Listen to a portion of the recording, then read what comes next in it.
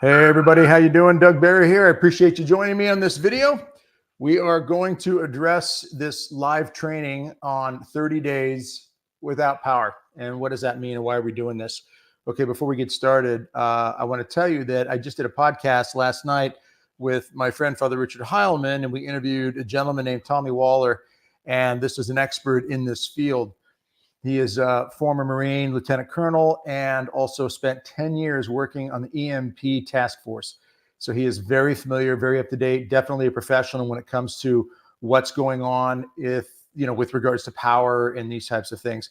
So it's important that we pay close attention to what, again, someone like him would say and what steps we're taking to be better prepared. All right, let me get myself set up here and structured well so I can see everything on the screen. Okay.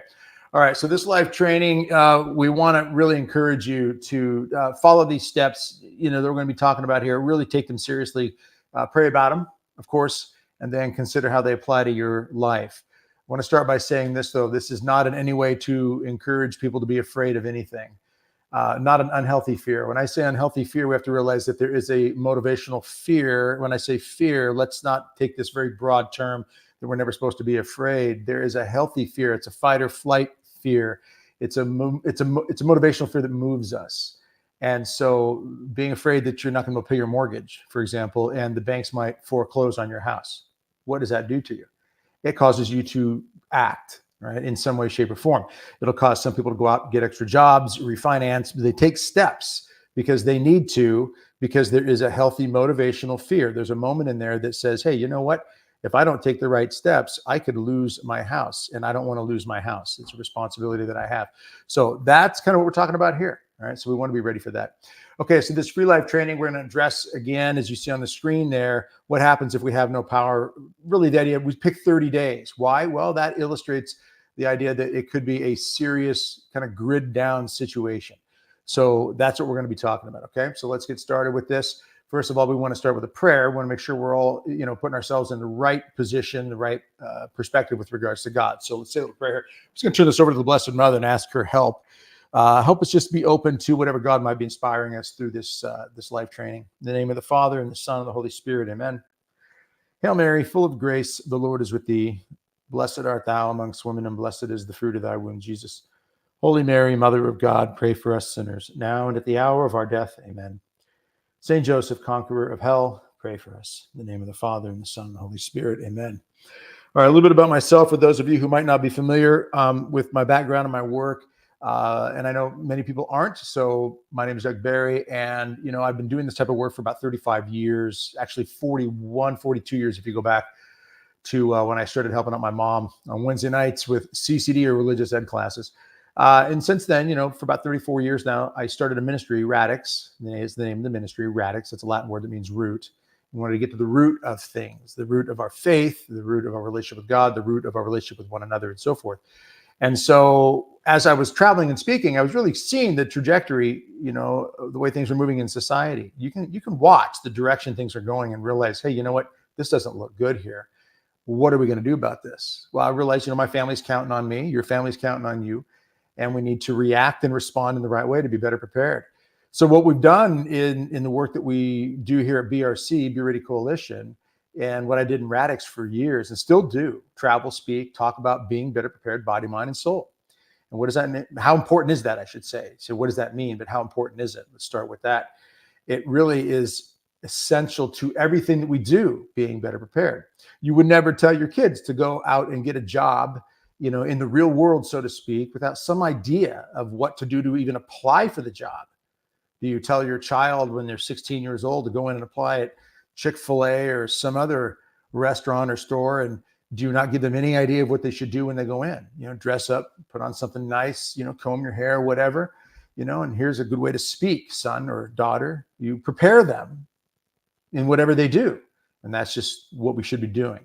And so what we've done is we've created with BR Coalition a way to be better prepared, body, mind, soul, especially when it comes to what we're talking about tonight, power issue, in really a fraction of the time. I mean, it's a lot of years thrown into really trying things and knocking on doors and watching videos and talking to experts and really living certain things out, testing and following up. And So we really hone this down and try to help people get this done, again, in a fraction of the time. But we'll get into that more down the road. So, as we move on here, we want to address a lot of the scenario with regards to long-term power outage. All right, let's think about why it could happen. There are different reasons why we might have big power outages. Number one, natural disasters. That makes sense. As I speak to you right now, just this last weekend, there were tornadoes that hit in places like Oklahoma, Nebraska, Iowa, and they literally, in some cases, leveled neighborhoods. Elkhorn. Do a search for Elkhorn, Nebraska. It's west of Omaha. And you will see basically drone shots of just rubble, just, broken down, destroyed homes. Natural disasters can destroy things, whether it's hurricanes, snowstorms, tornadoes, blizzard down here in Texas and down through the south that hit a few years ago, killed over 200 people in Texas. The response people had to it, and a lot of it had to do with power outages. It can affect us on many different levels. So again, hurricanes do the same thing, tornadoes, snowstorms, blizzards. These types of things are very, very hard on our power grid, and they can affect all of us very, very quickly. So one day, you're hearing storms are coming in, you hear the sirens go off, you hit your basement, you come out of your basement, and your house might be totaled, or your neighbor's house is totaled from a storm, and the power out is in the entire area. Okay, rains, floods, it can all do that.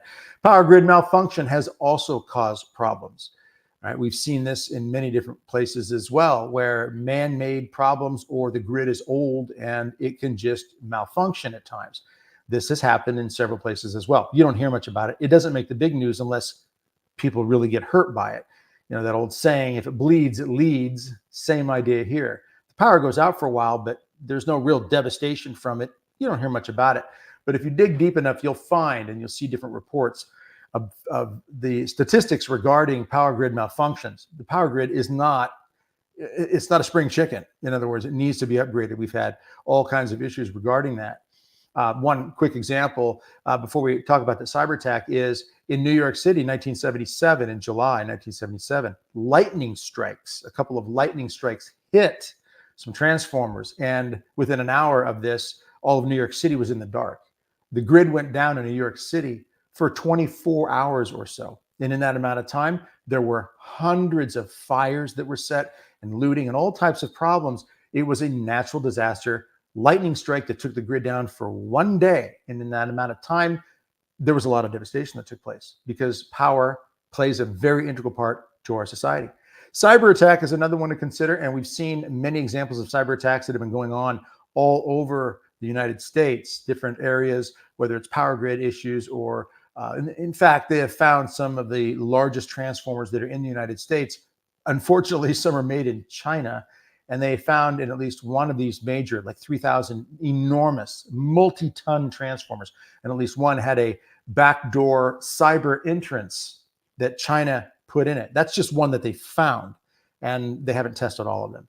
So cyber attack is very much part of the world that we live in right now. And at this moment, as we talk about this, Christopher Wray, who's head of the FBI, has put out numerous, and I mean numerous, interviews, statements of all different locations saying that the red flags are there, the blinking lights are going off.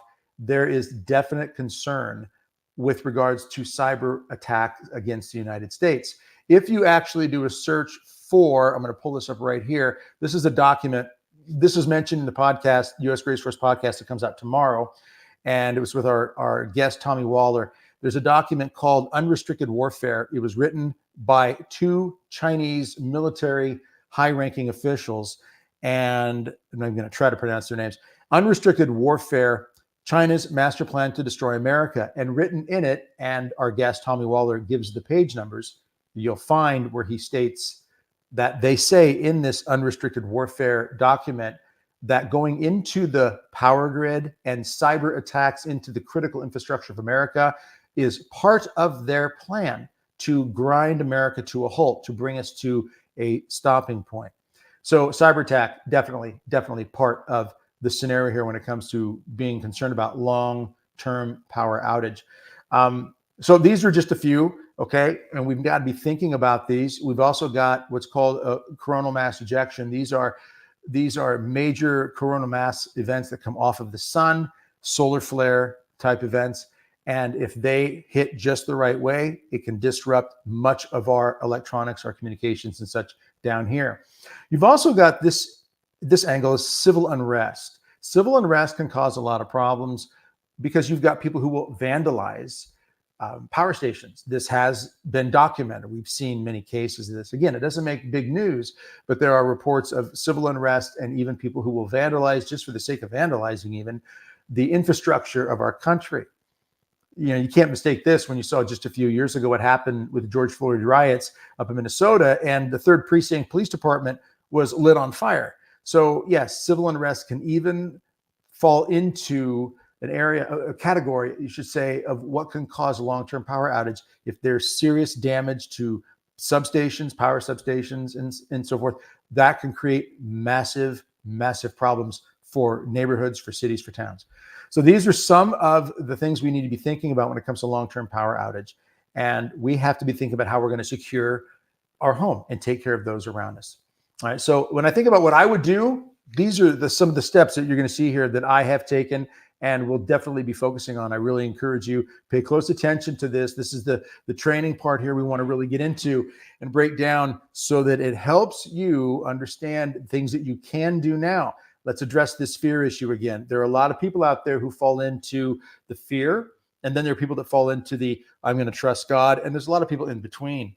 All right. I say we've got to have an understanding of what we're saying here. Healthy motivational fear, even scripture references, when Jesus says, don't fear the one that can kill the body, fear the one that can kill the body and the soul forever in Gehenna. He speaks of fearing the one that can kill the body and the soul forever in Gehenna. Well, what does that mean?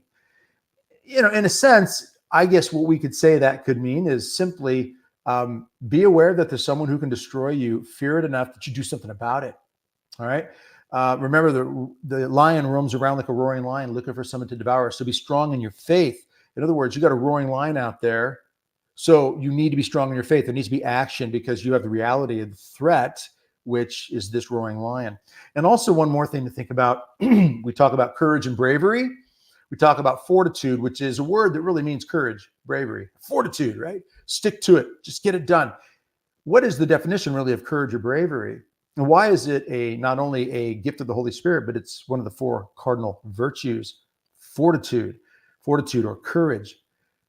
Courage really isn't anything if there isn't something to be courageous in the face of, such as fear. In fact, you talk to military soldiers, you talk to anybody, first responders, anybody who's been in a situation where they've been fearful, but they've had the courage to move forward through that. That's what really exemplifies that true sense of bravery and courage, is moving forward in the face of it. So I say these things because as we talk about the threats against our power grid and what could cause long-term power outages, we need to think about that context so that we understand. For example, how about this one? Faith without works is dead faith.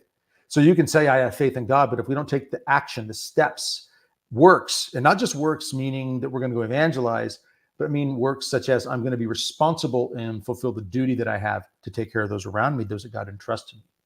So number one, what do? If we have no power, we got to secure the perimeter. That's a responsibility and a duty. We can say we trust God. I do too.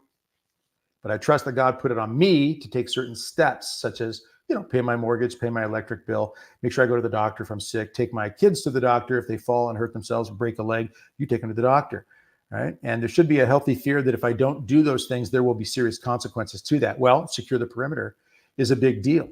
For example, say the power goes out, I'm going to make sure that my doors, windows, locks, especially if I've got electronic locks, that they're all taken care of, they're all secured, that I can make sure that I can still protect my family and my home.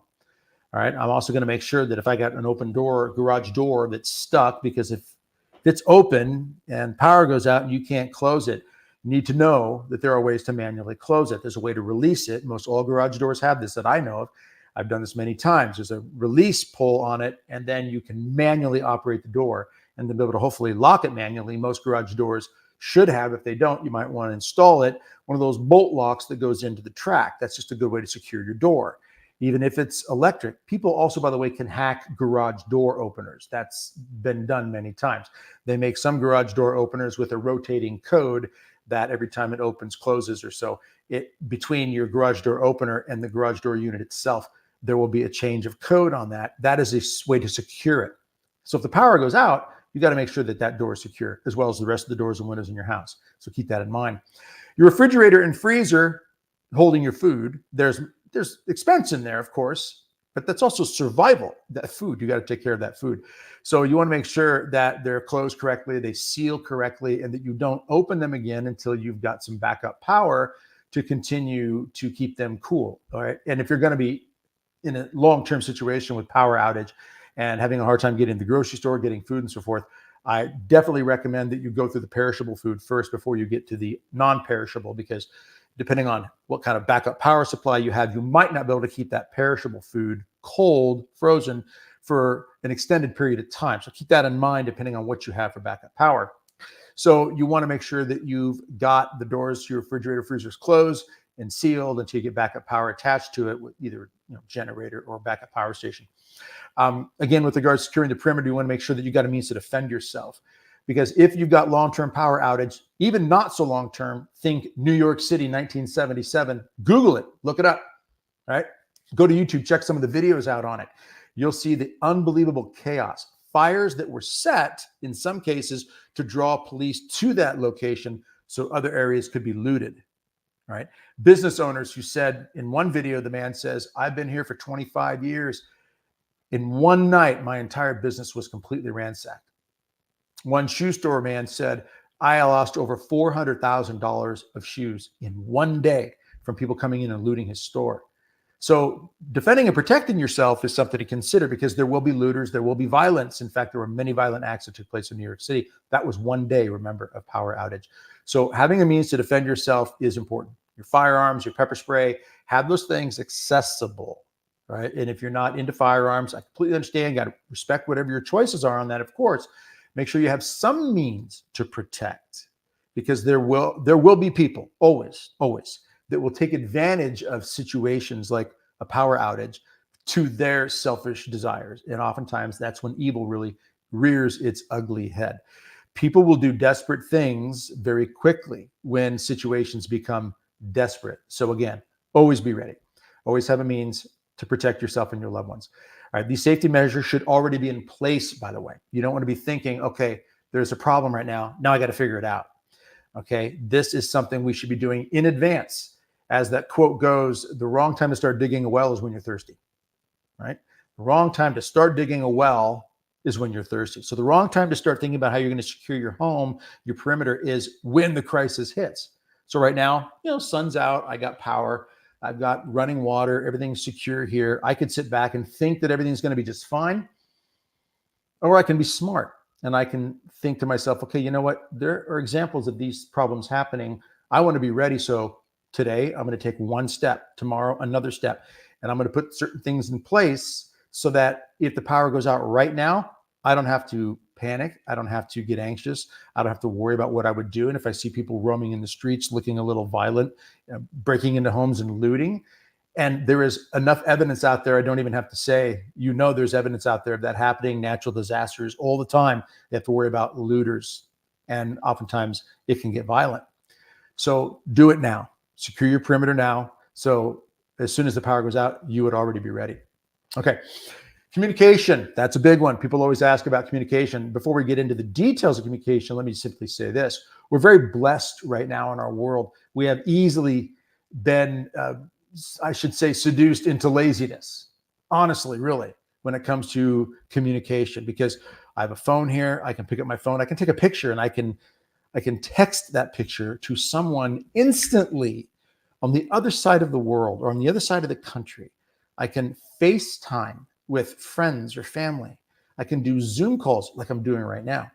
Communication, videos, all these sorts of things are very, very easily accessible to us. We have a tendency to think that in a serious power outage, well, how am I going to communicate? Bottom line is, and the very cold, hard truth is, you might not be able to. All right. That's a tough one, I know. I would say that because you don't know if you're going to be able to or not, hope that you will, plan to be able to, but in case you can't, we're going to break down now some steps and some ideas on what you should do in advance. Depending, for example, on if you have children, relatives that require consistent care, you've got to stay in touch with them. Other family situations where it's important to stay in close contact. This may be, for one, some of the most serious things to consider If cell towers do go down, satellite problems might happen. So satellite phones might not work. Cell towers might not be working, and you can't contact your family and friends. We have to not panic. We have to, as I like to say, have those conversations in advance. Okay. So if you've got children, for example, other parts of the country, other parts of your city, they're away on high school across town, and they've got their own car, they got their own cell phone, and some serious problem happens, power outage, and cell towers go down. You can't even make a phone call to your high school son or daughter, and you don't even know if they're going to make it home. Again, those conversations have to be had in advance. That's the best thing you can do to alleviate certain problems. Okay. If you're able to use your cell phone, that's going to be great. Maybe your landline. Very few people have those anymore. That's going to be great. But make sure that I would recommend that you make a plan with your family or friends and you do it right away if you can make a phone call, because that might go down. All right. Power grid might go down, and that could be the beginning of a cascading effect, a domino effect that could lead to communications going down. They might not be down right away. Get on the phone. If you don't already have a plan, maybe you do, but you're going to make a call and you're going to say, okay, here's plan A. We're going, boom, done. Maybe you have a code word. I know some families that will do a code word with their loved ones, and they can even text the code word or say one word. And that one word means we're in that mode of thinking things are not good. We're going to plan A or plan B or plan C. So maybe you do code word A, code word B, code word C. You're telling them, you're the head of the house, maybe you're head of the family, and you're telling them this is what's going down. This is where we're going. This is what we're enacting here. We're going to, Uncle Harry's. We're going across town, whatever it might be. Those conversations will have to be done before, right? That's an obvious one, which means we need to think through that, okay? Plans might consist of, say, you're meeting at someone's house, you've got supplies there, you're taking supplies there. You might be expecting to stay a few days. We're going to be meeting at this cabin we've got. We're going to be meeting at so-and-so's house. They're outside of the city, or they're in a quieter part. If you're in the big part of a city, I highly recommend you try to get out. If it's going to be a long-term power outage and things could get serious and a little crazy and very dangerous possibly, if you can get out of that bigger city and get to a location, take your valuables if you have to, yes. Have some of this pre-planned, whether you've got a bug out bag and you got to go fast, or you might have a day or so to load up, have gas already in the car, in the tank. I highly recommend that you don't go below half a tank. I try not to go below 3/4 of a tank. Some say, well, I have extra gas cans. That's great. But if you don't have them in your vehicle and you're not home, but your gas cans are home, you're going to be in a situation that's going to be difficult, especially if gas stations are shut down. So if you keep gas in the gas tank always, that's a good starting point. Okay. And then from there, you try to do what you can and work from there. It's always better to play these things safe. You don't know how the situation is going to develop. There are many people who kind of have that idea that, well, if power goes out, we're all going here. We're going to have our utopian camp and refuge, and we're all going to take care of things right here. That might work, and it might not. We don't know how things are going to unfold. And there are people who also believe, well, God's going to send angels and do this and take care of that. He can do that if he wants. I would love it. It would take a lot of weight off my shoulders if he did. Historically, we don't hear a lot of stories about that in general in major disasters. Normally, God has us engage in the situation. So as situations unfold and develop, we are normally called by God to be part of the solution. Or if we fall into godlessness, then we become part of the problem. So the better prepared we are in advance, we become part of the solution that way, and many of the people are helped. So power goes out, people get desperate. We don't know how things are unfolding and developing, how the situation starts to take shape. So we want to have multiple ideas of what we would do here and there. Okay. If cell towers go down and you're unable to communicate with your family or your friends, it is important, again, that plan is made now as to where you would meet.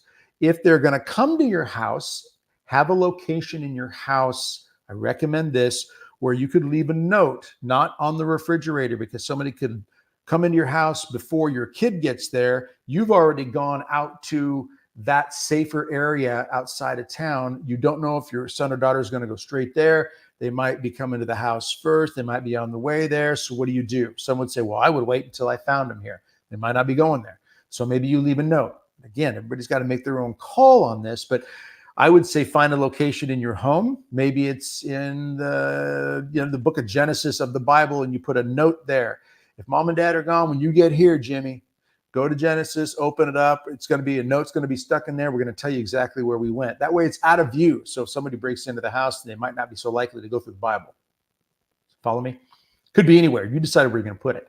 Maybe you're going to stick it underneath the cabinet drawer or something. So the idea is you find a place where you can leave a note where no one else would see it except your family members and your friends if you want to tell them, and then you know where you're going to be. That's a way to communicate as well. That's making the plan now before the crisis presents itself. And just as you should have a plan, to meet if there's a fire in your house. I taught my kids this all the time. If there's a fire in the house, we're going to meet out here on this side of the driveway near this neighbor's house, right in this spot. If I come out there and you're not there, I'm going to go back in the house looking for you as much as I can until the fire department gets here. So get there right away. Don't stand in the back of the house just staring at the fire. Wow, look at that fire. Oh, wait, I'm supposed to be in the front. We meet here, and that plan is established in advance so that there ever is a fire, there's a confidence, hopefully, that we have that everybody's going to be there. Okay, that helps alleviate stress. That helps alleviate fear because there's a plan of action. There's hope in that plan of action. So have a plan to meet at a different location if you have to, if there's a widespread crisis of some sort like a power outage. Unless you can handle it in your home. If your home's a good location, then that's where you're going to plan to meet. So again, step 2, communication. We got to look at these areas of communication, set those plans in advance, have those conversations in advance. And the last thing I'll say before we get into the food and water issue is this. The communication I recommend you have with your loved ones is that if something happens and we can never talk to each other again for some reason, and I know that sounds drastic, but you look at what's going on in Ukraine and Russia right now with the war, you look at the Middle East with when Hamas attacked Israel, things started to fall apart. That could happen very easily. Right now, China and Taiwan are on edge and have been for quite some time. If things happen in America or anywhere that you're watching this from, and all of a sudden you can't communicate with your loved ones ever again, tell them now that you love them. Tell them now how you feel. Tell them now. Build the bridges now. Heal the wounds now. Don't always think that we have a lot of time. We don't know that we do. It's not doom and gloom. It's not morbid. Please don't think that that's what I'm saying. But we've got to be smart about it. Find the way to do the healing now. Find the way to set things right now. Make sure you establish with them. If you never hear from dad again, or I never talk to you again, remember this. I love you. You are important to me. You are everything to me. Let's hope and pray, but we never know. Now that could be on a day-to-day basis anyway, right? From a car accident to some other disaster. But let's establish that love and healing now. That's one of the best things we can always do. Step 3, food and water. Okay, 30 days, no power, food and water. That's a big one. What do we do? All right, we've already talked a little bit about certain things like the freezer and so forth and backup power. Imagine this though, power goes out, grocery stores could be without food very, very quickly. Imagine you ask yourself this question. Okay, do you have 30 days worth of food and water in your home? Now, 30 days is just a number we're picking. Someone could be thinking right now, and I do run into this a lot. Face it, you do this type of work, you bring these type of subjects up. A lot of people are very, very thankful and they gain a lot from it. Thanks be to God, that's fantastic. But there are always those out there who will say, yeah, well, what if it's 33 days or 40 days? What if it's 2 months? What are you going to do then, Doug? Look, all I want to say is we picked 30 days because it's a considerable amount of time. This would go for more or less, but let's consider, do you have roughly 30 days worth of food and water in your home? Most people don't, especially when it comes to water. If the grid goes down, water treatment plants will have a little bit of backup power for a little bit of time, but most of them are not looking at 30 days or even a couple of weeks. Most of them, it's several days, maybe a week's worth. And they're going to try to work with FEMA.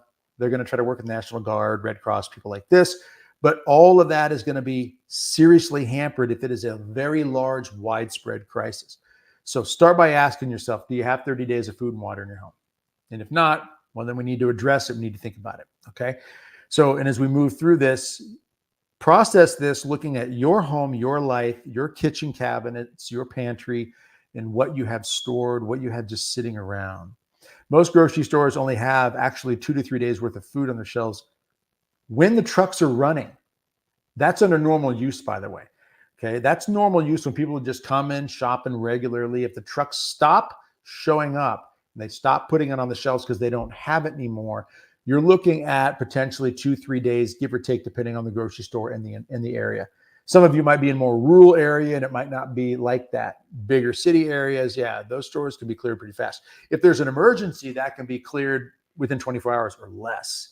Anybody who's ever been hurricane type situation, when they warn of something coming in, certain things are gone like that. We've seen this. We know it happens. We benefit all of society, all of our community, if we are already in advance taking steps to have these things stored up, okay? There's no question about that. When we contribute by being better prepared, we help all of our community. We help alleviate some of the stress on organizations like FEMA or Red Cross or National Guard. We actually help national security of the country. That's what our guest on the podcast said last night. We will actually affect positively national security. So yes, remember, grocery stores normally have 2 to 3 days worth of food under normal use. If there's an emergency crisis of some sort and people rush the stores, you've got several hours, maybe 24 hours, and a lot of that stuff's going to be gone. A lot of it is going to be gone. All right. Now, when it comes to food and water, there's all different types of things you can do. We recommend, based on studies that are done out there, the average person needs around a gallon of water a day to be healthy. You can go half a gallon, 3/4 gallon, depending on the person, size of the individual, exertion of energy, whether they're working hard, sweating, so forth, maybe a mother, pregnant mother, and so forth. But you figure about a gallon a day roughly of water. So if you've got 3 people, you're going 5 days, you're going to need 15 gallons of water. Okay, just get through 5 days for 3 people. Most people don't have that stored up. You see in the pictures here, different ideas of storing up water. Bottom left picture there, you see the big 55-gallon drums. The smaller blue ones are 7 gallons, and then the brown tan ones there are 5 gallons, and then you get the individual bottles that you've got sitting there on the floor. There are different ways you can get the water stored up. You can buy cases and cases of the bottled water that you see sitting on the floor, those individual bottles. Try to get the ones that are BPA-free plastic. That way, long-term, the chemicals of the plastic do not leach into, or far less likely to leach into, the water, and you want to store them in a hopefully cooler, darker place, not out in the heat, not out in the sun, not out in a lot of light. Light and heat start to motivate things in the water to grow. So you want to store the water that way. You can get the bigger containers as well. Those are BPA-free plastic ones that you see. All of those are items that we've tested them. Okay. You want to calculate your daily calories as well for each person in your house. A couple thousand calories roughly is a ballpark of what a lot of people really should have, somewhere in there. You a little less. Okay. Unfortunately, a lot of us have had a lot more and we have them stored up. A lot of people do. Hate to put it that way, but there's a lot of excess calories that some people are carrying. So when it comes to understanding how many calories you might need to get through a day, you're going to want, maybe 1,000 to 2,000 minimum. Okay. And there's different numbers and different opinions on that, but you've got to calculate that based on the number of people in your home, how many days. And again, if you're multiplying this by 30, okay, we're recommending that you are really taking seriously what you're doing now to have that amount of food stored up or somewhere in that range. Now, recommending from us that you do a variety of things, some freeze-dried, some maybe canned food, maybe you've got long-term, as you see the ready hour on the top right corner there, that's 25-year shelf life food.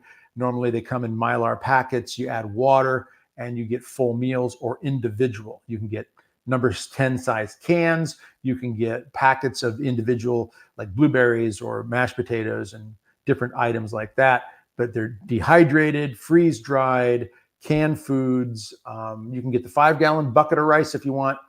People tell me all the time, got the 5-gallon bucket of beans, Doug, got the 5-gallon bucket of rice. That's great, but you're going to need water to prepare them. So keep that in mind too, and you're going to need fuel for heating the water to prepare them. So those are other pieces of the equation that have to be factored in. But again, a variety is good. I also recommend that if it's not food you're used to eating, that you test it out in advance before the crisis hits. So if you've got some of the ready hour food, for example, open up a packet or two, try some of those meals out. I have some of that. It's not bad stuff, but you've got to try it out. make sure that your body can handle it and that you're going to be okay with it, and your family members will too. If you've got gluten-free needs, and some people have to the point of celiac, or gluten just in general makes them feel bloated or sick a little bit. Maybe it's not as bad as celiac, which can really put them in bed for days at times. Either way, if it's gluten that's an issue, you can get gluten-free food in advance. You can do the Ready Hour long-term 25-year storage gluten-free food, and there are other brands out there as well. This is just one that we've mentioned, but we've had different kinds. We've tried different kinds, and there are different things out there that are very good. You just got to try the ones that will work for you. Okay. Generators, backup battery stations. These are very important. Now, if you're going to do an outdoor generator with gas, remember, it's going to make noise, which is going to draw attention. You're going to have gasoline or diesel, okay, some sort of power. Some are rigged up with natural gas. Natural gas might not be working if you got a power outage. So if you want to make sure you have control of the situation, then get your generator, get your fuel. How much fuel will you need? Can you have enough fuel to last 30 days? That's a tough call. I'm not a big fan of generators that are gas powered or diesel powered. And the reason is because of the long-term problem of having enough fuel and the noise issue. If they're outside, and they pretty much have to be, right? Because you got to vent the exhaust outside, or you're going to get sick and die from carbon monoxide inside. And when you do that, you draw attention. And so if you've got looters and bad guys out there, and if you've got a week, 2 week, 3 week, 4 week type of scenario where things are bad, you will definitely probably have people out there who are desperate because they haven't prepared. They're going to start walking around looking for what they want. I've heard at least 3 different people, either directly or through a second person that I trust entirely, say, I don't have food and water, but I have guns and ammo. If I need food and water, I'll go get what I need. And one guy who said this was a retired Navy SEAL, and he said it on video. Now, is he serious about it? He sounded serious. I don't know if he is or isn't. Problem is, there are people out there who have that attitude. They hear a generator, they're going to know you've got fuel. They're going to probably think you've got other things as well. I'm not a big fan of generator. I like the backup battery stations. Solar powered backup stations, right? And these are silent, they're quiet. You put your solar panels out, you can constantly keep recharging them. And again, they're silent. You bring them in, you can protect your equipment, which you will need. Now, if you're going to run your refrigerator and your freezer, you want to have an idea for the size of backup battery station that you get. What's the wattage of your refrigerator? You've got startup wattage for different, electrical devices. What's that initial wattage that it needs to get the thing running? And then you've got the sustaining, wattage that is necessary to keep it running throughout. On average, you're going to need about 1,000 to 1,500 watt roughly for most refrigerators. All right. The refrigerator I ran when we had a snowmageddon down here in Texas a few years ago, I ran it off of a 1,000 watt Jackery was the brand. I thought it was fantastic. I had no problems with it. Okay. So it's full size refrigerator, but you're going to have to look at some of those numbers. In general, if you get a 1,500 watt, you're probably going to be good on most all your refrigerators. And deep freezes, okay, same concepts. You want to look at some of that. It's not complicated. Just, you go online, pull it up, see what the wattage is on it, and then go out and you can, when you order these units, we have links to all this stuff that I'm talking about. When you order the unit, go to the website, it'll give you a good rundown of what the wattage of the particular unit you're looking at, what it will run, and for how long. And of course, I'm not going to run my refrigerator maybe 24/7, but I might run it for an hour and then shut it in and unplug it for an hour, but not open the door during that time. That way you're keeping it cold enough to preserve the food, but I'm not draining the battery the entire time. Okay, so keep all that in on track. And also when it comes to other things like cook plates, heating type units will drain battery stations much faster than like a refrigerator or a freezer will. All right, so microwaves, cooktop plates, cook plates and so forth, hot plates, coffee makers, curling irons, those things, anything that creates heat will draw more power. All right, so keep that in mind when it comes to what you have. I would recommend with battery stations that you get more than one, okay? And you can get the larger ones, 2,000 watt, 3,000 watt, that'll run pieces of your house, yes. I'm not planning on lighting up my whole house. I don't want to make that notice to the world. I don't want to send that signal to everybody. Hey, that house is all lit up. I wonder what else they have. I'm gonna keep it low key, but I do want to have a handful of these things that'll back up. So over time, allocate money, set money aside. If you don't have the money right off the bat, and this is where people will say, this is all about buying stuff, isn't it? The bottom line is, just like you're going to need a house or an apartment to live in, you're going to have to sooner or later buy one or rent one. You're going to need a car to drive. Sooner or later, you got to buy one or rent one. You're going to need insurance that goes with it. You need money for that too. You want to have backup power. You're going to have to buy it. So let's reach the mindset point of, I'm going to have to get some gear if I'm going to be able to cover some of this stuff. So yes, look at the different price points that are out there. It is a worthwhile investment to have.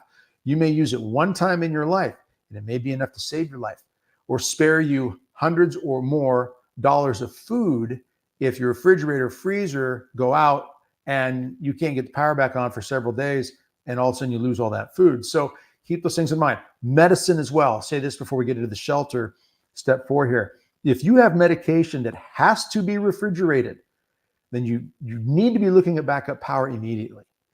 And maybe you get a small refrigerator just for the medication. You get a little pint-sized one that'll hold a 6-pack in it. All right, that's not going to draw much power at all. Then you can get a little 300-watt, 10-pound battery backup station, and that's going to cost you a couple, $200-$300 depending on the brand you buy.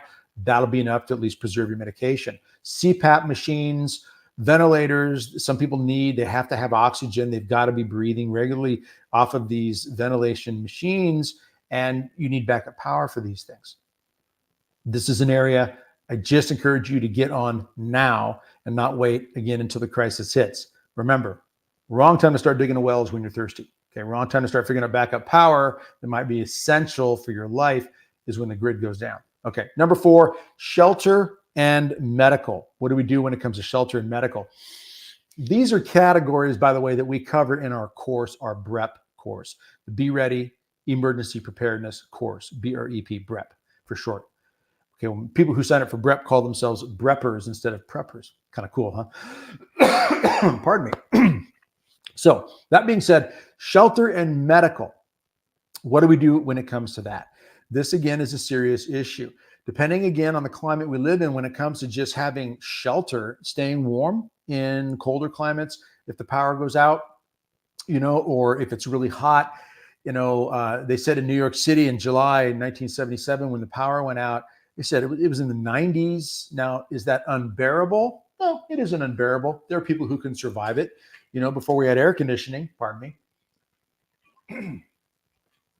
Before we had air conditioning in our modern world, people figured out how to stay cool by just fanning themselves, right? They would build their houses with the design in the direction of wind flow that would breeze, wind flow that would come across that area of the country. They would look at the geography of the land of where they lived. We don't do that so much anymore. We seal our houses and apartments up pretty good. And that can create that's great in one sense, but it can create a problem in another sense. If there's a power outage and you got to stay cool or you got to get warm, you've got to factor in what you're going to do. So there's some options that we recommend, some things to think about. Obviously, if the air conditioner goes out, there are small portable units that can be used to cool a room to get, help you out with something like that. Those can be used off of your backup battery station, for example. Oscillating fans, that's an obvious one. I actually have a fan right here, and I had it because I wanted to use this. This is a rechargeable battery on this one here. So it's a portable one. It's also got a light here on the top, okay, which is kind of cool. About $40, $35, I think, maybe is what I paid for this one. I got a couple different versions. There's smaller ones, larger ones.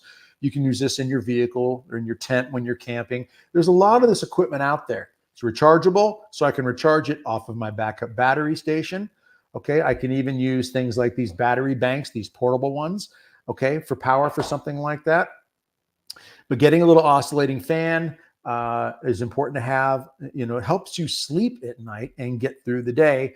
In the colder climates, you're going to have to think of things such as we call the heater buddy. This is something we like to call on. The heater buddy runs off of a little propane tank, and these are very inexpensive. The propane tanks don't cost that much at all. You can get them from a lot of different places, camping, hunting locations, and the heater buddies themselves come in different sizes. Okay, some are rated to be used indoors, even though they will give off a little bit of an exhaust. You have to look at the individual rating of the unit that you buy. Okay. And I'm very, very adamant about that. You cannot rely on just what I say or what anybody else might say. You've got to look at the unit, read the box, and see. Very few are rated for indoor use, but you can find them if you look for them. I still like the idea of having some ventilation on that kind of thing myself, but keep that in mind. Okay, so you've got heating units like that, or you can get a portable heater that can be plugged into your battery station and just run it periodically through the night if it's really cold. Another thing you could do is, as you see here, if you don't have access to tools like this, or maybe your power is out, it's gone longer than the amount of fuel you have or battery that you have, then you can stay warm in the winter. It can be as simple as extra blankets, maybe using duct tape and tarps and plastic to seal off doorways, cover windows to create a little more insulation barrier. Some people actually make insulation for their windows, emergency insulation panels out of styrofoam, like the pink Corning styrofoam, not the bat styrofoam. I'm talking about the hard, rigid styrofoam. You can get 1/2 inch, 3/4, 1 inch, 2 inch.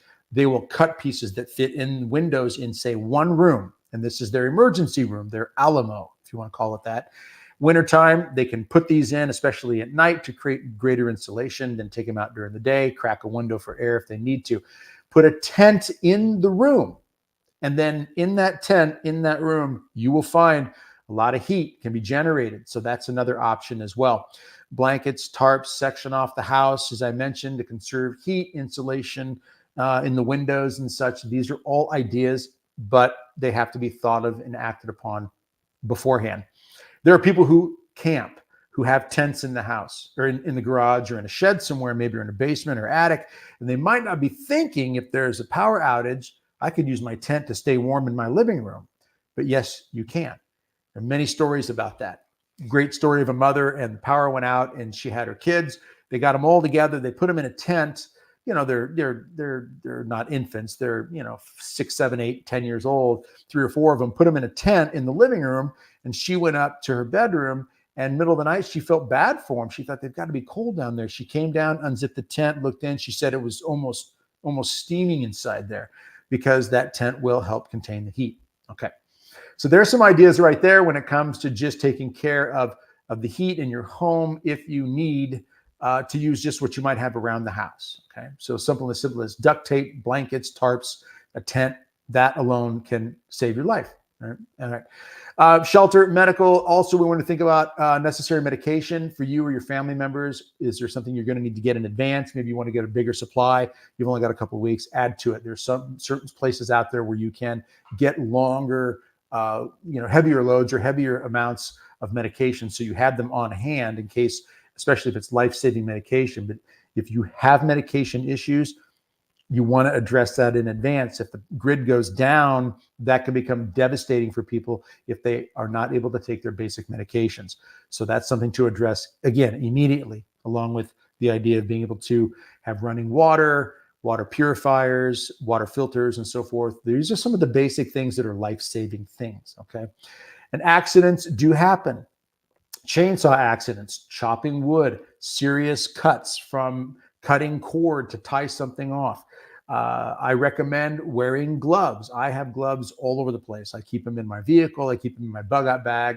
I have a bag that I travel when I fly to different events, and I keep them in that bag that I take on the airplane. I always got a pair of gloves, because if you can protect your hands in a crisis, you can prevent a lot of minor injuries that can become bigger problems. Okay, a sliver not cleaned out can become infected, fester into something more serious, and create a serious problem.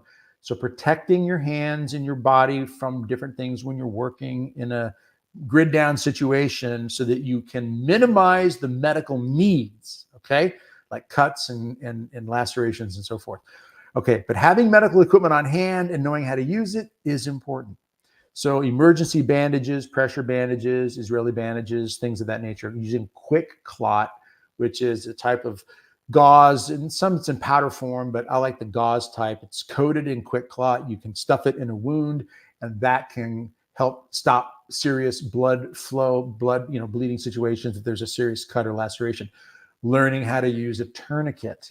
Again, these are things we teach. Some of these things we teach in our course, our BREP course, or you can take a Red Cross course somewhere.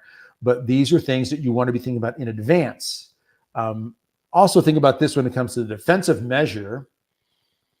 A lot of people will say to me, Doug, I got 5,000 rounds. I'm ready to go. It's like, well, but do you have any kind of body armor, like a bulletproof vest or plates or anything like that? Oh no, I'm not worried about that.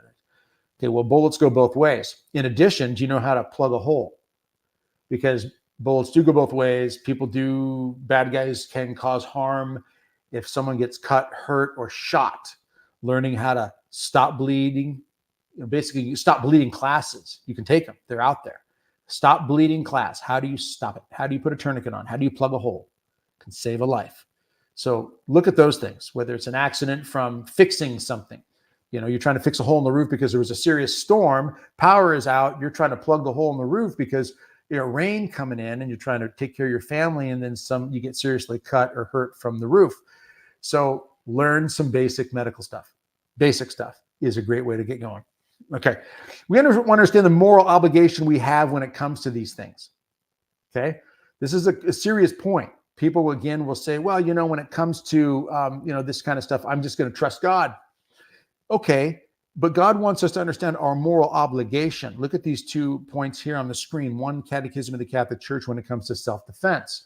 In this paragraph 2265, legitimate self-defense or defense can not only be a right, but a grave duty for one who is responsible for the lives of others. All right. The defense of the common good requires that an unjust aggressor be rendered unable to cause harm. Now, that does not mean lethal action. It may result in lethal action depending upon the circumstances. And the Catechism goes on in that paragraph to say, even if arms are taken up against the aggressor and lethal action is used, that paragraph goes on to say that it is morally justified. And Pope John Paul II wrote in his book, The Gospel of Life, he quotes paragraph 2265, and he says in there, even if the aggressor doesn't understand what they're doing, so maybe it's drugs, alcohol, mental illness, you name it, all right, if they do something and they need to be rendered unable to cause harm, as the Catechism teaches, the unjust aggressor may have to be dealt some form of force that can ultimately, sadly, and unintentionally result in the loss of their life. It is morally justified in some cases. So know that the church has a teaching on our right and duty to defend and protect. That's in there. Now, 1 Timothy 5:8, another one here to follow up. I think it's very important to think about when people say, well, we're not going to worry about prepping, not going to worry about getting backup power or water or food or medical defense. Don't think it's a big deal. Know that in 1 Timothy 5:8, it says very clearly, anyone who does not provide for their relatives and especially for their own household has denied the faith and is worse than an unbeliever. Provide what? Does it just mean we have to be spiritual people in that household? I think it means clearly, because in the context that it's written, we're talking about caring for the people that are under our roof and relatives too. We have to be there for one another.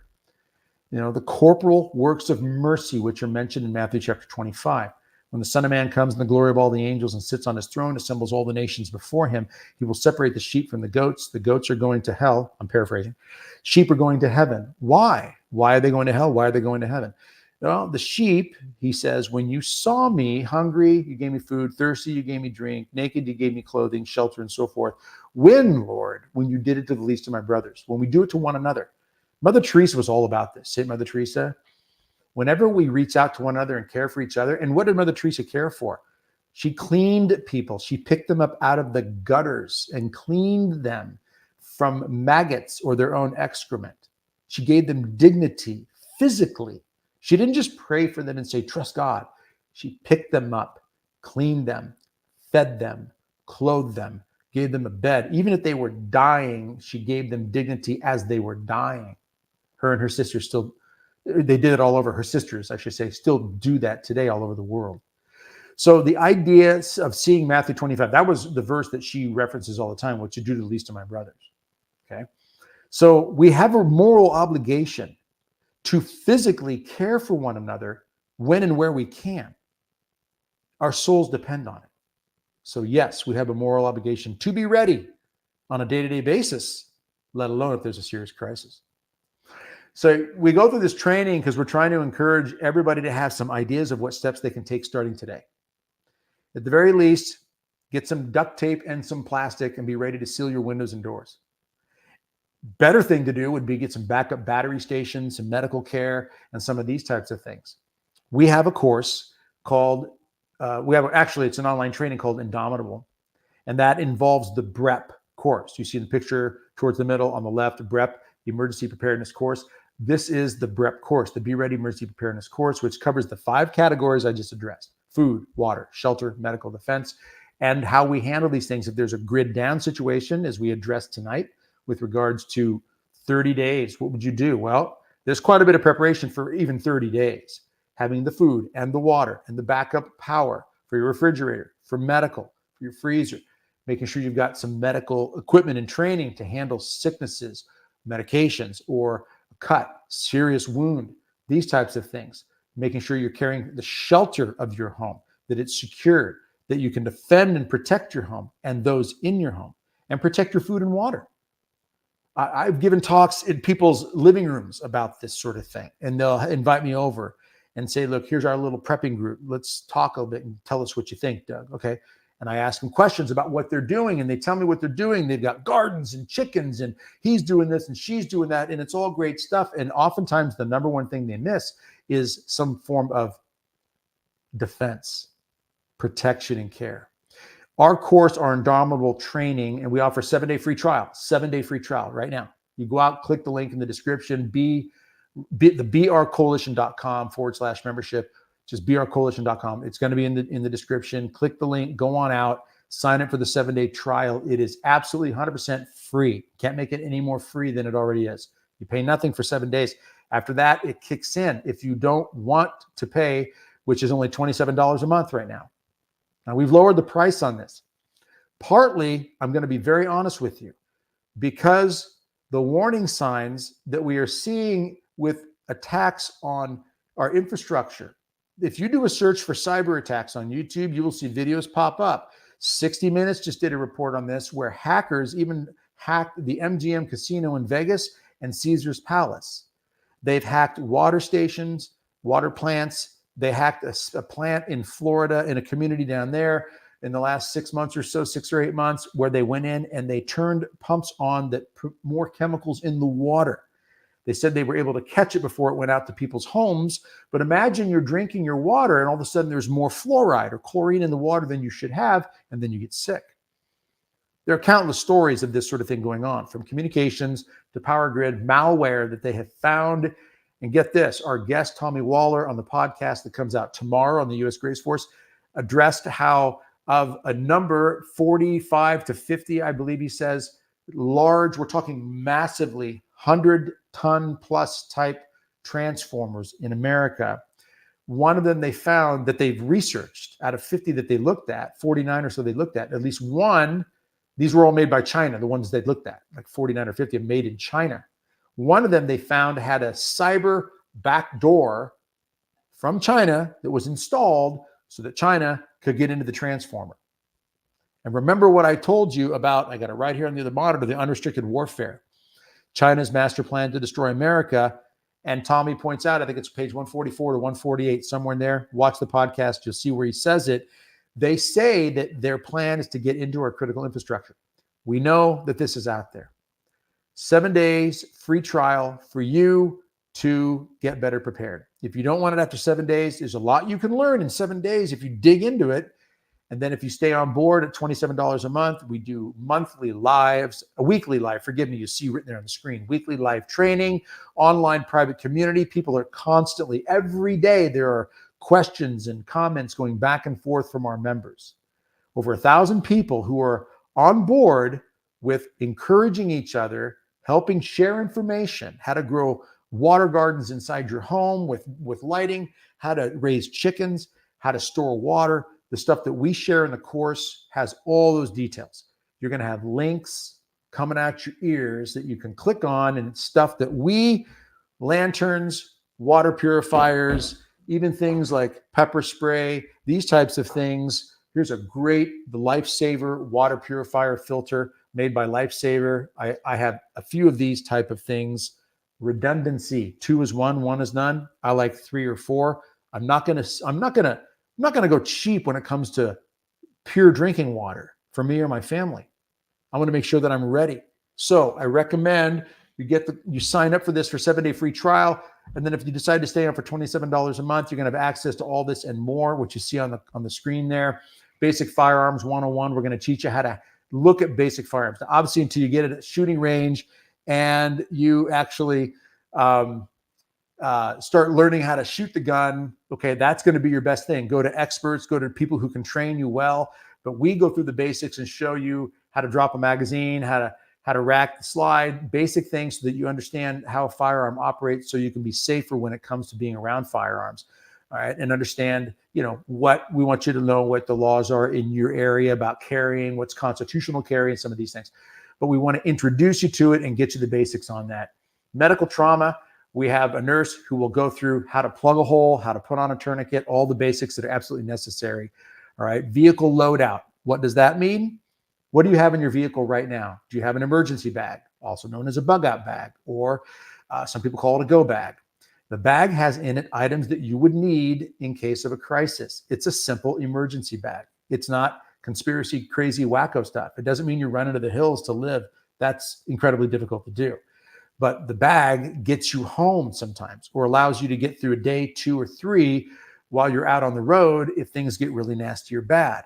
There are people who use emergency bags when they get bogged down on an interstate or a highway somewhere in the middle of a blizzard, which happens a lot of times for people. Having an emergency bag with some medical, water, maybe some emergency water is in there. You got a filter in there in case you've got to go get water out of a stream or a river. This is important to have. Another vehicle loadout thing I'm going to mention is it's important to have really good shoes in your car. All right. You might have some very loud sandals, maybe ladies, that you're wearing to work or church somewhere, or out shopping or hanging out with your friends, right? Go and get some food tasting or restaurant or something like that. But you want to make sure that you have some kind of backup shoe that allows you, in case you've got to walk any serious distance, car breakdown, traffic gets bad, you got a civil unrest situation, you got to get off the roads, walk through a field. You want to have some good shoes that are going to allow you to do that. So I always keep some good hiking boots in my vehicle, but I always have some just good tennis shoe or good shoes I can travel in. That's vehicle loadout. Self-defense 101. What is that? We're going to teach you basic stuff. I don't care if you're 90 years old, you can still learn how to defend and protect yourself. Just the very basics even. Very important to have some ideas on how to throat punch, how to drive your web of your hand into someone's throat if you have to, how to gouge an eye, how to rake a face. I always say if someone's attacking you, especially ladies, someone's trying to assault you in some way, rake the face, collect DNA under your fingernails. All right, if you know what I mean. That's what we're really talking about here. We want to be loud when it comes to our self-defense. All right. It's never enough just to say, well, we're just going to let someone come and save us. I'm going to call 911 and hope they show up. We need to know that there are people who count on us on being around. We want to be safe for them. We don't want to be harmed ourselves. We know that God says it's not only a right, but even a duty for self-defense. So we want to teach you the basics, just the basics. You don't have to be Chuck Norris or Bruce Lee or a world-class athlete to know how to defend and protect yourself. Let me give you one story on that too. True story of an elderly couple in their 80s. And there's a knock on the door one night. And it's a couple of bad guy thugs outside the door. These guys are, I don't know, mid-20s, give or take, I think they estimate. Knock on the door, simple knock, no reason to be concerned about it. The gentleman gets up, early 80s, opens the door. Right away, the bad guys kick in the door. They just needed him to open it. He unlocks it, opens it, they kick it in. He gets knocked to the ground. One of the guys jumps on him and just starts pounding on the older guy on the floor. Now, the other guy's in the doorway, and as all this is happening, the wife immediately runs into the back room. She comes out with a 12-gauge pump-action shotgun. If you've never heard the sound of a 12-gauge pump-action shotgun, when you rack it, so you pull a round up, you're pulling a round up into the tube, out of the tube into the chamber. You rack that 12-gauge, it makes a distinct noise, and anybody who hears that knows what's coming out of the business end of that gun is going to be deadly. So she comes out, she racks that 12-gauge lowers that barrel. These two guys run out the front door. Run out the front door. She fired a shot, kind of buckshot, pepper sprayed them in the backside. None of them died, and they got away. I think they got caught later.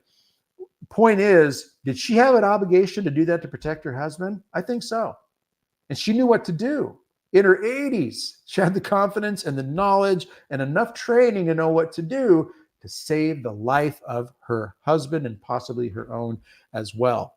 So I got to tell you, we want to be ready to protect our loved ones, and we can do it at any time. And we want to teach you those things as well. And we do that through the course.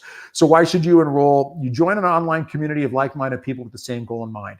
Let's be God-fearing, God-loving, prayerful people who want to trust God, but be active in the ways that God calls us to be active, right? We want to help each other, support each other, lift each other up, find the right direction that we can take to be better prepared, body, mind, and soul. Not everybody can drop 10 grand into gear and equipment, right? And it's a process. I've been doing this for years. First flashlight I bought, by the way, was from Walmart. Okay. That's not what I have now. The flashlights that I carry now are more like $40 or $50, but they're durable and they're heavy duty and they've handled a lot. So again, I recommend you join minds with these people that are on the same page, and they will help you get the good gear, the good equipment. That's what we do too with all the links and all the teaching and training we have in this course. You will also learn preparedness and self-defense in all these areas that is in line with Catholic Church teaching. A lot of people struggle with that. Would God want me to carry a firearm? Well, Jesus would. Well, in Luke 22, verse 36, Jesus says to his disciples, if you don't have a sword, sell your cloak and buy one. Okay? I'm not laughing at, I just saw something that made me laugh. All right. Sell your cloak and buy one. Okay? If you don't have a sword yet. Why does God want us to be careful and take care of ourselves? Because there's a lot at stake. And he doesn't want us just to all roll over and let bad guys have their way. All right. You'll save countless hours of research if you join this. We have been digging into this and making this our livelihood for years. We're going to be able to help you get on track quickly, find the right items quickly, learn the skills quickly. All this is in the Indomitable course and the BREP course, because you're going to want to get through this fast. It takes time to train. It takes time to get prepared. Everything we've done and everything we constantly do and review. Look, there's not a day that goes by that I'm not in some way, shape, or form tinkering with or testing something or purchasing something to run it through some drills and see how it handles, whether it's lighting, backup lighting, whether it's water filter purifiers, you name it, some sort of self-defense measure, something. Okay, we're doing it all the time. We're going to share that with you and help you get on track very quickly. All right. And this is stuff you're going to want to share with your loved ones. You know, you got kids, you got kids in college. You want them to be prepared so they can handle things. Our course even addresses how to jumpstart a car battery, and not just using jumper cables. That's one way to do it. Or you can use the NOCO type, which that's one brand that we use. There are many others out there that is just a little charging unit. Plug it on your battery terminals. I know some would say, that's a simple thing. I don't need somebody to teach me to do that. You'd be surprised how many people have no idea how to jumpstart a battery. It's one of the simplest things to do, but we want to teach you and show you how and help you get the right equipment to make that happen. You'll save money by knowing exactly what items cost. You'll have a good idea what is garbage and what isn't. I've got 2 big plastic bins over here. They are this big, and they are filled with equipment, gear and stuff that I have purchased over time. Some I will use again. Some I'm going to give away. We have gone through this. We don't want you to waste time. We don't want you to waste money. We want you to be able to make good, what we like to call strategic purchases, so that you are buying things strategically, because not everybody, again, has that kind of money to just buy stuff and throw it away. I know I don't. I have an allocation of it. I will set money aside specifically for a new piece of equipment. All right. And sometimes I get stuff, yes, from Walmart, right? You can get some good stuff from Walmart. All right. Or sometimes I'm going to get it from a higher end location. All right. Depends on what I'm buying and what kind of advice I'm getting from others, whether it's, could be clothing, it could be a gear, whatever it might be. We want to get the right advice. You want to get the right kind of sunglasses even to protect your eyes and also protect them from UV, but also protect them from shrapnel. Okay. And so I keep sunglasses. I keep ballistic type sunglasses around me, at least. so that I can protect that. I keep a gaiter. It's a mask type thing that goes around the neck, cover your head. You can cover your mouth. I keep those on hand too. These are things we're going to share with you and help you. Again, it's a 7-day free trial. All right. And we talk about learning urban survival and preparedness. Urban, because most of us are not going to be in the wilderness. Face it, it's a lot harder to live in the wilderness than in a city and a town. But if you live in the inner parts of a city, it's going to be important for you to be able to get to a location somewhere that's out of the inner city. You might live in an apartment building. Okay. And if you're on the 14th floor, for example, you need electricity running to that building to operate pumps for water to get to your floor. You need water pressure. That is through things such as electricity. You're going to have to ID these types of things in your life and decide whether or not you are going to have an exit strategy. So we want you to learn how to survive, because most of us are in an urban environment. All right. So with that in mind, again, 7-day free trial, 7-day free trial. Okay. You go on out there to brcoalition.com/membership. You go to brcoalition.com, you'll find it from there. All right. And you're going to have to make a decision. If you choose not to sign up for this, 100% fine, no problem. But follow at least some of the steps that I encourage you to take and put some things in place to secure your home, protect those that God entrusts to your care, get the food, the water, shelter, defensive measures, and medical, and anything else that you know you need. Get the right gear in your vehicle, good shoes. I always keep, let me show you this in fact. 1 second here, hold on. Let me get something for you here. I like to illustrate this point. I think it makes a good point here.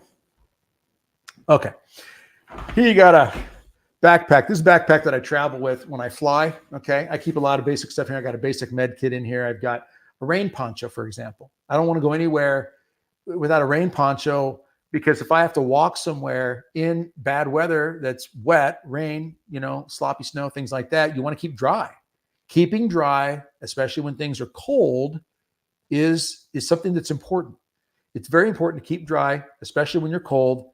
That's going to preserve your life. So keeping a good little rain poncho in here. I keep one in my vehicle. I keep one in this bag. So when I fly, I've always got one in the bag. But here's something I recommend everybody do.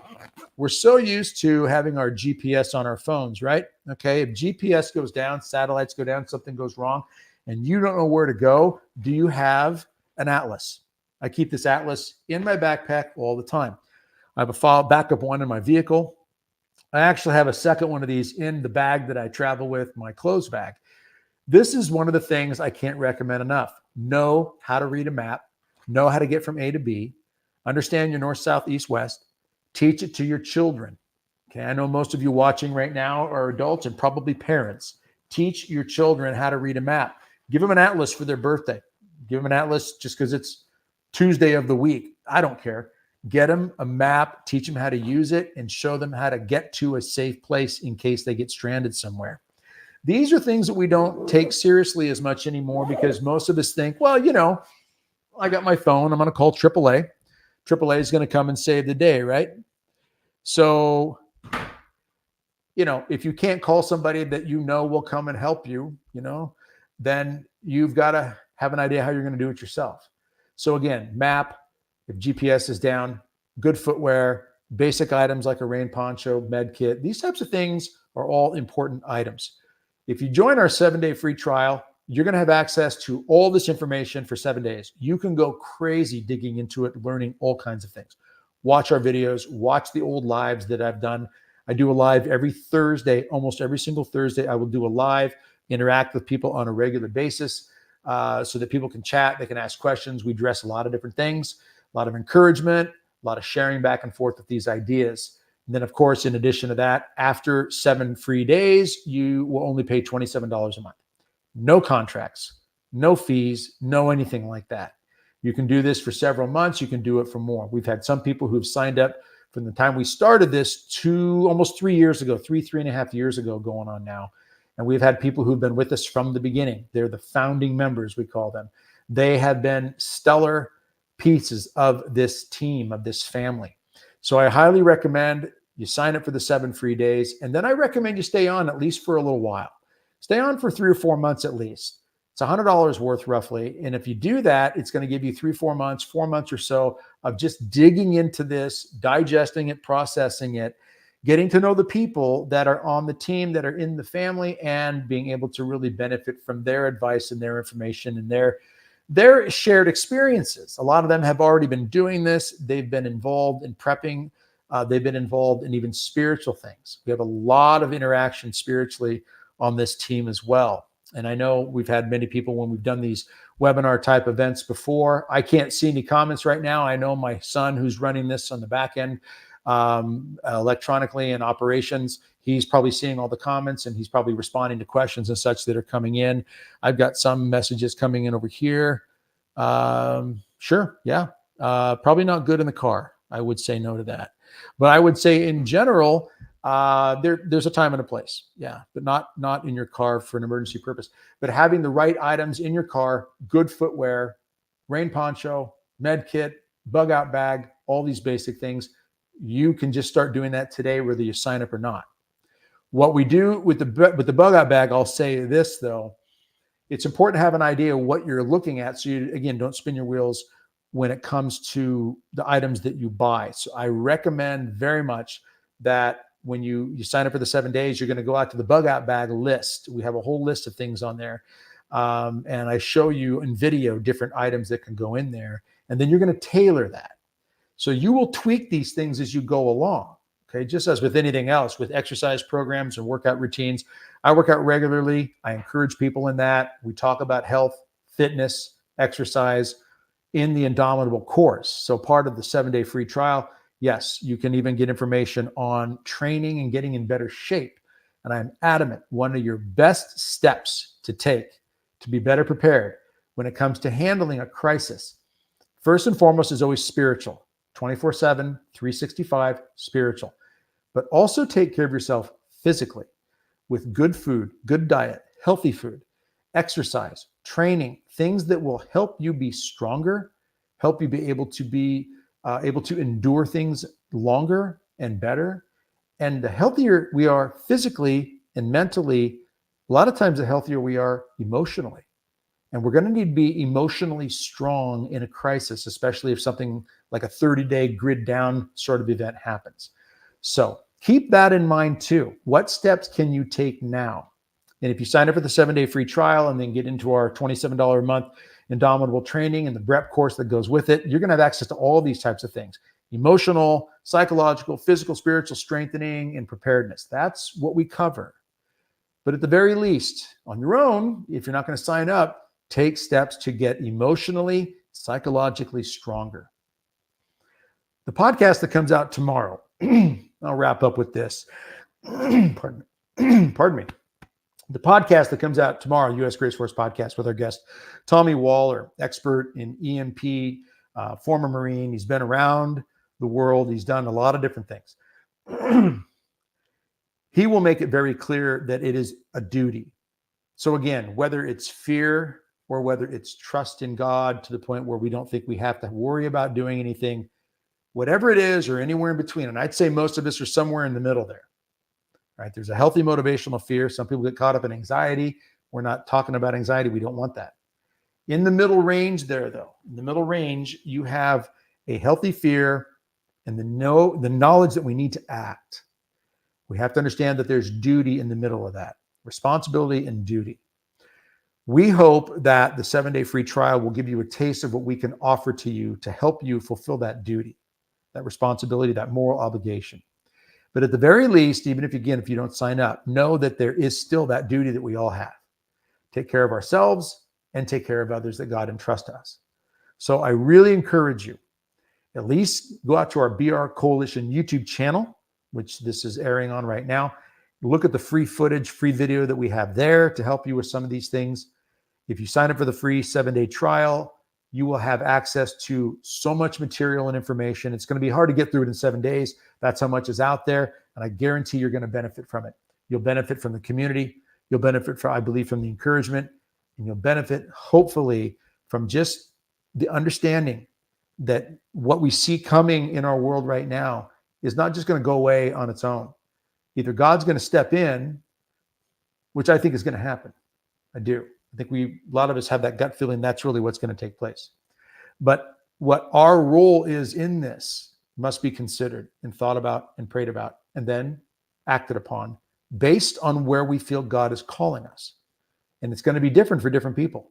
Obviously, my feeling that God is calling me to do is have a platform like this, and me and some of my family and others who have put this course together, we have felt that God wants us to put this information out to help people get better prepared. That's not going to be everybody's call, obviously, but we do all have a call normally to care for somebody in our life. And we want to be doing that to the best of our ability. And there may be others that God is going to bring into our life in the future, hopefully the near future. We have to be thinking about what we're doing to get prepared for them. Okay, someone else God may bring into your lane. Are you ready to take care of that, to love them, care for them, and make sure that they've got the basics covered, and more so? All right, with that in mind, I'm going to wrap this up here. I want to thank you all for joining me in this. This is going up. It's going to be posted, so you can go out and rewatch this or share this with other people. We're doing another live one tomorrow, and check the time on that. I believe it's in 2 in the afternoon Central Time. And the reason for doing the live events is the information changes a little bit. It's generally going to be about the same thing, but I always change it up. I don't have any script for this, so we change it up a little bit. Any questions you might have, you can email us at brcoalition.com, click contact, send us an email for questions. Go on out to brcoalition.com. You see it right there in the box there, brcoalition.com/membership. It's in the link. You find a link, I should say, in the description below. Go on out there, take a look at what we have, pray about it. I hope you'll sign up. I hope you'll try the 7-day free trial at least, but I hope you'll stay on board for a little while at least and benefit from all the information and experiences that we can give you through this platform. All right. Remember this: hope is found when you have a plan of action in the face of a crisis. And if you doubt that, consider the fall of man. When Adam and Eve fell, what was the plan of action? You find it in Genesis 3:15, where God says that there will be a woman. The head of the serpent will be crushed. All right. The offspring of that woman. Right. This is the plan of action that is mentioned in Genesis chapter 3, that early on. When man falls, God speaks of a plan of action. And that plan of action brings hope of eternal salvation, hope of God coming to make things right again through his son, with the birth of Jesus, the Blessed Mother's involvement to crush the head of the serpent, and so forth and so forth. God is all about plan of action. He is the one who structures that whole concept for all of us. Hope is found with a plan of action in the face of a crisis. Let's be part of that hope that the world can lean on by being part of that plan of action in whatever capacity God calls us to. Keep that in mind. All right. Again, thank you very much for being with us. Thanks for joining me in this video. I hope and pray that it helps you. I hope and pray you'll act on it. And I hope and pray we see you inside Indomitable. It'd be great to have you join the family. God bless and strengthen you. We'll see you again soon.